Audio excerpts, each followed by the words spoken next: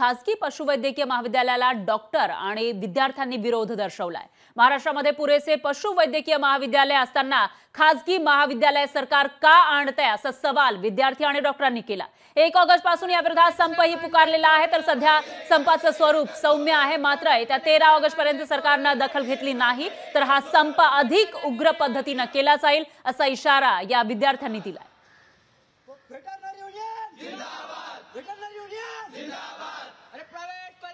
तर याविषयी मुंबई पशुवैद्यकीय महाविद्यालयातील आंदोलक डॉक्टर आणि विद्यार्थ्यांशी बातचीत केली आहे आपले प्रतिनिधी भूषण शिंदे यांनी।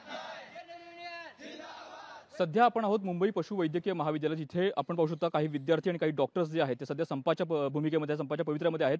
याचं कारण म्हणजे खासगीकरण। या खासगीकरणाच्या विरोधामध्ये संपूर्ण विद्यार्थी जे आहेत सध्या संपाच्या भूमिकेत आपल्याला पाहायला मिळत आहेत। नेमक्या त्यांच्या समस्या काय आहेत, त्यांच्या मागण्या काय आहेत, आपण सध्या जाणून घेणार आहोत। आपण काही विद्यार्थ्यांची बातचीत करणार आहोत। दादा, काय सांगाल की तुमच्या मागण्या काय आहेत? सध्या तुम्ही संपाची भूमिका घेत आहात, तुमच्या मागण्या काय, तुमच्या समस्या काय आहेत? मागील 8 दिवसापासून महाराष्ट्रातील 6 कॉलेजचे विद्यार्थी पशुवैद्यक हे संपावर आहेत आणि त्याचं मुख्य कारण असं आहे की माप्सू अमेंडमेंट 2023 यानुसार जे खाजगी महाविद्यालयांना परवानगी देण्यात येत आहे त्या विरोधात आम्ही सर्वजण संपावर उतरलेलो आहोत। 3 प्रस्तावित महाविद्यालय आहेत, जळगाव, अकोला, अहमदनगर, पण ते विद्यालय चालू न करता पैसा पुरेसा नाही हे कारण देऊन ते कॉलेज चालू करत नाही आहेत। पण जे हे प्रस्तावित जे कॉलेज खाजगीकरण करतायत, पण त्यासाठी जे त्यांनी रूल्स अँड रेग्युलेशन लावलेले आहेत त्याप्रमाणे ते 50% जे विद्यार्थी हे महाराष्ट्र गव्हर्नमेंटच्या ह्यानुसार आणि 50% हे प्रायव्हेटायझेशननुसार ते अंमलात आणणार आहेत।